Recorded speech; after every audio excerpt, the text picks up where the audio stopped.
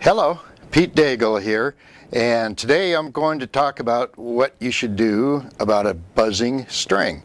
We get questions about this all the time. You'll find a more comprehensive article on this on our website. Go to autoharp.com and under Help and Articles button, you'll find the How-To corner. You'll find an article on what to do about a buzzing string. This is going to be just a short little video to get you started, and we'll take care of most of the problems that you'll run across.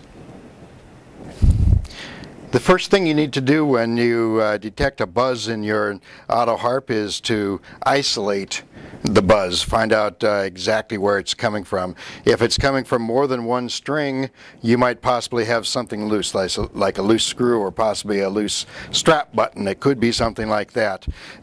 More often than not, you'll have just one string buzz at a time. So you just have to go through, rather than play a chord, play your strings one at a time until you find the one that's buzzing.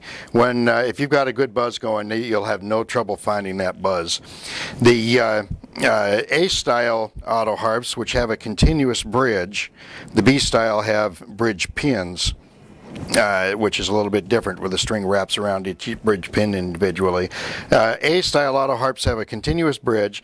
Most custom harps and older Oscar Schmidts, or the Oscar Schmidt reissue, that have this continuous bridge. And the most common cause of buzz by far on these instruments will be, especially if it's new or if it's just been restrung, having a string ride up a tiny bit on these little guide pins.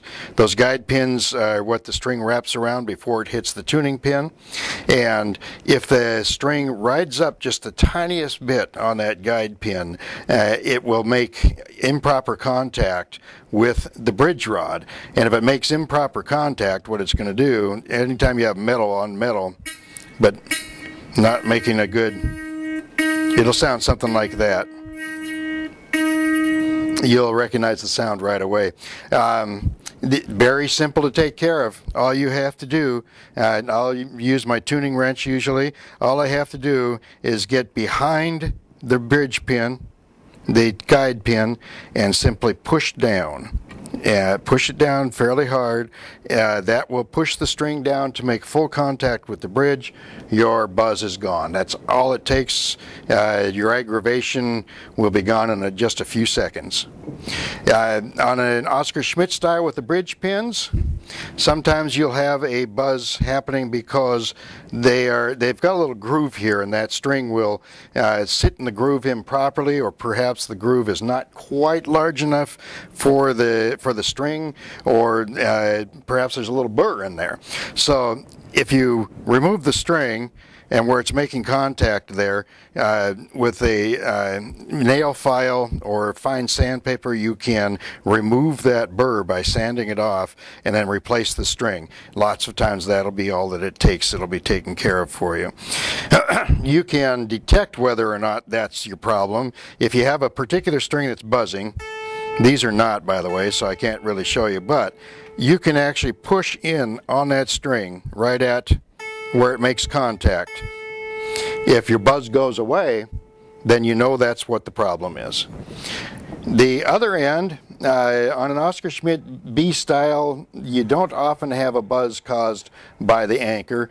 On any that have fine tuners, you got to make sure that the fine tuner is engaged well enough that the bridge rod is making full contact.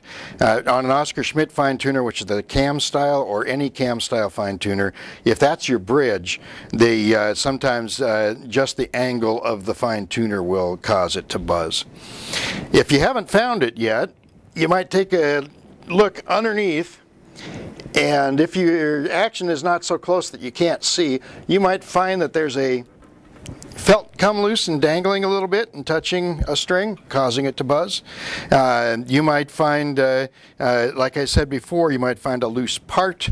With an Oscar Schmidt, maybe there's something that's not quite right inside that's causing it to rattle. You can see videos on how to remove these parts on my website.